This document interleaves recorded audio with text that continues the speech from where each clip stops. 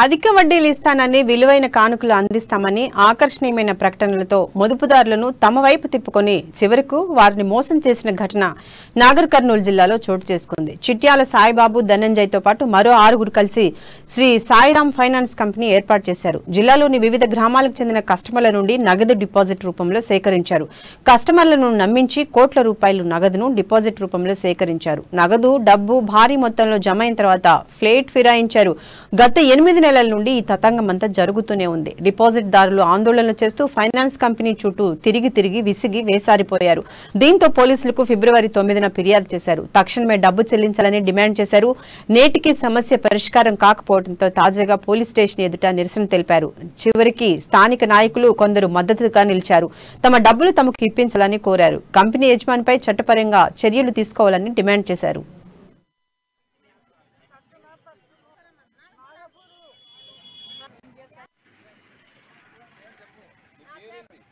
ఓం Shri Sairam finance company యొక్క బాధితులు రెండవసారి పోలీస్ స్టేషన్ వచ్చి పోలీసు అధికారులను ఉన్నతాధికారులను మొరపెట్టుకోవడం జరిగింది. ఏదైతే చిట్యాల సాయిబాబు అనే వ్యక్తి ఇంతమంది ప్రజలతోన పేద ప్రజలతోన పెద్ద ఎత్తున ఫైనాన్స్ వడ్డీ వ్యాపారం పేరుతోన మోసం చేసిన విషయం మనందరికీ కూడా విదితమే. ఇట్టి విషయం పైన ఎన్నో సార్లు పోలీస్ స్టేషన్ కు వచ్చి బాధితులందరూ కూడా వాపోవడం జరిగింది. గుండెలు అదేలా వాళ్ళు బాధను వెల్లడించడం జరిగింది. అయినా కానీ ఇప్పటికీ కూడా పోలీసు వ్యవస్థ నుంచి ఎలాంటి హామీ గాని ఈ యొక్క పేద ప్రజలకు రాలేదు. ఈ యొక్క పేద ప్రజలు వాళ్ళు చనిపోతామని మొరపెట్టుకుంటున్నారు. ఉన్నటువంటి పోలీస్ అధికారులను కూడా మేము నిలదీస్తా ఉన్నాం. పోలీస్ అధికారులారా మీరు వెంటనే న్యాయం చేయాలి.